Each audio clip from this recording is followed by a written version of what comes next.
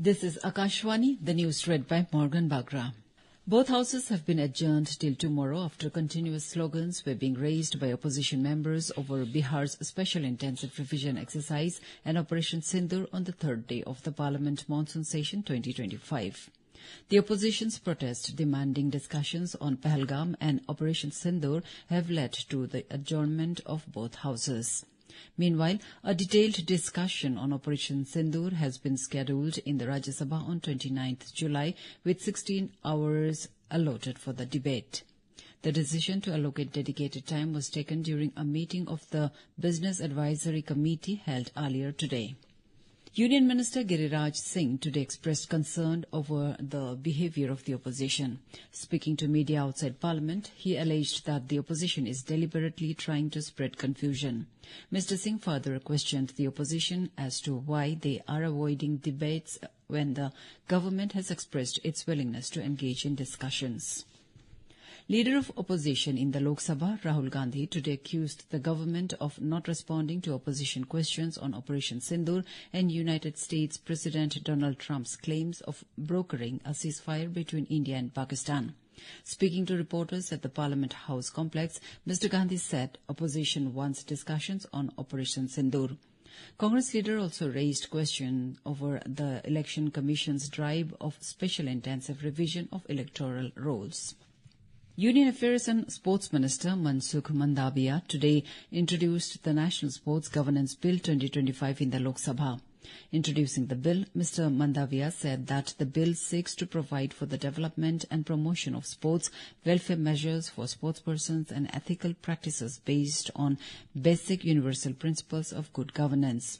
The minister said the bill also aims to provide the resolution of sports grievances and sports disputes in a unified, equitable and effective manner. Mr. Mandaviya also introduced the National Anti-Doping Amendment Bill 2025 in the lower house. The bill seeks to amend the National Anti-Doping Act 2022. Prime Minister Narendra Modi has departed for his 4-day official visit to United Kingdom and Maldives. In the first leg of his visit, he will hold discussions with his UK counterpart Keir Starmer and call on King Charles III. Speaking to Akashwani, India's High Commissioner to the UK, Bikram Kumar Doraiswamy, said the visit is expected to yield mutual benefits for both nations. In the second leg of his visit, Prime Minister will undertake a state visit to Maldives from 25th to 26th July on the invitation of Maldivian President Mohamed Moizu. Mr. Modi will also interact with business leaders of both the countries during the visit. The Election Commission has started the process of election to the office of Vice President following the resignation of Jagdeep Dhankar. The process commenced after the Ministry of Home Affairs notified the resignation of Mr. Dhankar yesterday. On Monday, Jagdeep Dhankar resigned from his post citing health issues. New Delhi has called for imposing a serious cost on nations promoting cross-border terrorism.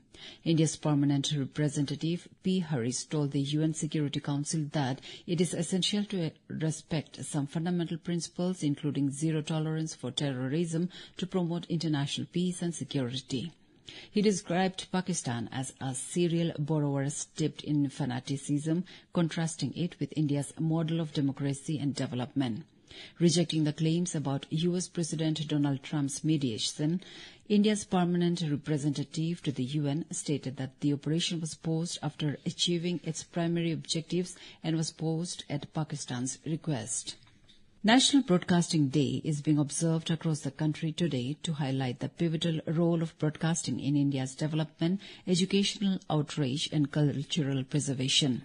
On this day in 1927, the first ever radio broadcast in the country went on air from the Bombay station under the Indian Broadcasting Company.